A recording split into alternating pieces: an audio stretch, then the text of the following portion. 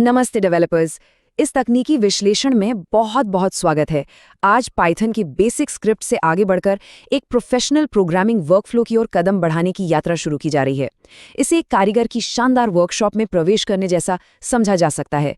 Tools तो सारे मौजूद हैं, बस अब ये सीखना है कि एक मास्टर की तरह उनका इस्तेमाल कैसे किया जाए। चलिए जल्दी से आज के रोड मैप पर नजर डाल लेते हैं। सबसे पहले एक बेहतरीन पाइथन आईडीई का चुनाव, फिर वीएस कोड एक्सटेंशंस को समझना, उसके बाद वर्चुअल एनवायरनमेंट का सेटअप, फिर सामान्य पाइथन एरर्स को ठीक करने के तरीके और अंत में पाइथन करियर के कुछ शानदार विकल्पों पर चर्चा की जाएगी। शुरुआत में पाइथन का इंटरैक्टिव शेल बस एक साधारण कैलकुलेटर जैसा ही लगता है ना? सच कहा जाए तो प्रोग्रामिंग की नींव यहीं से रखी जाती है, छोटे मोटे गणित के सवालों को हल करके। लेकिन जैसे जैसे प्रोजेक्ट्स बड़े होते हैं, टूल्स को भी अपग्रेड करना ज़रूरी हो जाता है। वो शेल सीखने के लिए तो बेहतरीन था, लेकिन असली काम के लिए एक प्रॉपर वर्कशॉप की ज़रूरत होती है। तो सबसे पहला कदम है सेक्शन 1, एक सही पाइथन आईडीई चुनना, यानी अपनी डेवलपमेंट वर्कशॉप का निर्माण करना। यहाँ एक बहुत ही दिलचस्प सवाल खड़ा होता है, आखिर कौन सा आईडीई सबसे बेहतरीन है? पाइथन की दुनिया में दो हैवीवेट चैंपियंस के नाम सबसे ज्यादा सामने आते हैं, पाइचार्म और वीएस कोड। ये दोनों ही अपने आप में बेमिसाल हैं, लेकिन दोनों की खूबियां बिल्कुल अलग-अलग हैं।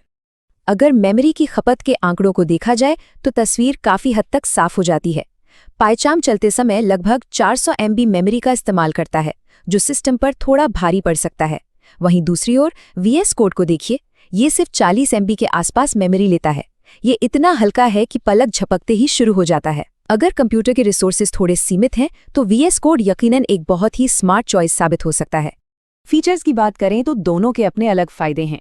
पाइचार्म को विशेष रूप से पाइथन के लिए ही डिजाइन किया गया है, इसलिए इसमें out of the box Python support और सर्च एवरीवेयर जैसा कमाल का फीचर मिलता है, जो बड़े प्रोजेक्ट्स में बहुत काम आता है। दूसरी तरफ वीएस कोड की खूबी है उसका हल्का होना और कस्टमाइजेशन।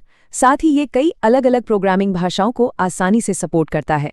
तो अंततः ये इस बात पर निर्भर करता है कि प्रोजेक्ट की मांग क्या है।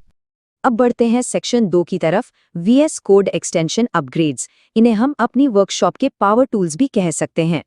कुछ खास एक्सटेंशंस किसी भी पाइथन डेवलपर की जिंदगी बहुत आसान बना सकते हैं।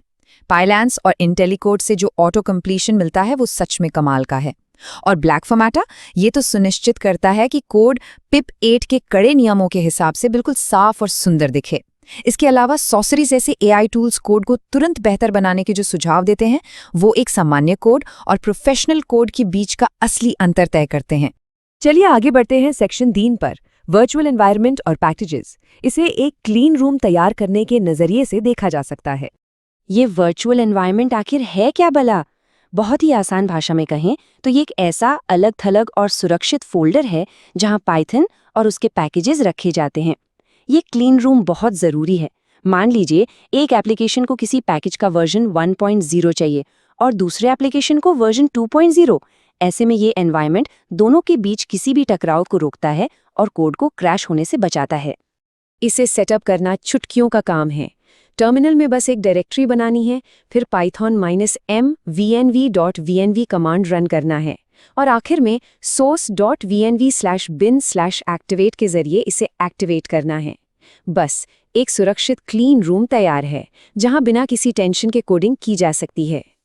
क्लीन रूम तैयार होने के बाद उसमें सही पैकेजेस लाना भी जरूरी है। इसके लिए पिप इंस्टॉल का इस्तेमाल किया जाता है, लेकिन सबसे काम की चीज है pip freeze requirements.txt कमांड। इससे सभी पैकेजेस की लिस्ट एक फाइल में सेव हो जाती है, ताकि भविष्य में कभी भी या किसी दूसरे कंप्यूटर पर बिल्कुल वैसा ही एनवायरनमेंट मिनटों में दोबारा बनाया जा सके। ये सच में एक गेम चेंजर टूल है। अब आते हैं सेक्शन 4 पर, सामान्य पाइथन एरर्स को ठीक करना।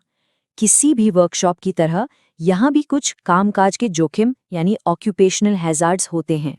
प्रोग्रामिंग करते वक्त कुछ एरर्स का आना बिल्कुल तय है, जैसे सिंटैक्स एरर, जो अक्सर किसी कोलन या ब्रैकेट के छूट जाने से आता है। इसे अच्छे लिंटर्स की मदद से आसानी से रोका जा सकता है। इंडेंटेड एरर से बचने का सबसे बढ़िया तरीका है हमेशा फोर्स स्पेस का ही इस्तेमाल करना। टाइप एरर तब दिमाग खराब करता है जब अलग अलग डेटा टाइप्स टकराते हैं, और इंडेक्स एरर तब आता है जब कोई लूप लिस्ट के बाहर चला जाता है। इससे बचने के लिए एनुमरेट का इस्तेमाल करना एक बहुत ही शानदार आदत है। इन छोटी छोटी बातों का ध्यान रखकर घंटों का समय बर्बाद होने से बचाया जा सकता है।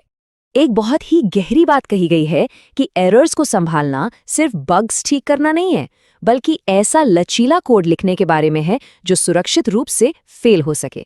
यहीं पर ट्राई एक्सेप्ट ब्लॉक्स काम आते हैं। प्रोफेशनल्स को पता होता है कि गड़बड़ियां होंगी, फाइलें मिसिंग होंगी या नेटवर्क टूटेगा, इसलिए वो पहले से ही कोड को इस तरह के सेफ्टी गॉगल्स पहनाकर रखते हैं। और अब हमारे आखिरी पड़ाव सेक्शन 5 पर आते हैं, पाइथन करियर के विकल्प, यानी इतने सारे विकल्पों में से अपना मास्टरक्राफ्ट चुनना। पाइथन की सबसे बड़ी खूबसूरती इसकी विविधता में है। अगर इंटरनेट की दुनिया पसंद है तो जैंगो और फ्लास्क के साथ वेब डेवलपमेंट का रास्ता खुला है। गेमिंग का शौक है तो पाई गेम और आर्केड बेहतरीन है। डेटा इकट्ठा करने का मन है तो ब्यूटीफुल सूप और स्क्रैपी से वेब स्क्रैपिंग की जा सकती है। और अगर भविष्य की तकनीकों में हिस्सा लेना है तो पांडास और टेंसरफ्लो के साथ डेटा एनालिसिस और मशीन लर्निंग का विशाल और रोमांचक क्षेत्र हमेशा इंतजार कर रहा है। तो इन सभी शानदार विकल्पों में से कौन सा मास्टरक्राफ्ट किसी अगले बेहतरीन एप्लीकेशन की पहचान बनेगा? सही आईडीई, कुछ पावरफुल एक्सटेंशंस और मजबूत बेसिक समझ के साथ वर्कशॉप अब पूरी तरह तैयार है। अब बस इन टूल्स को उठाना है और भविष्य का निर्माण शुरू करना है। सीखते रहना और बेहतरीन कोड लिखते रहना ही असली सफलता है।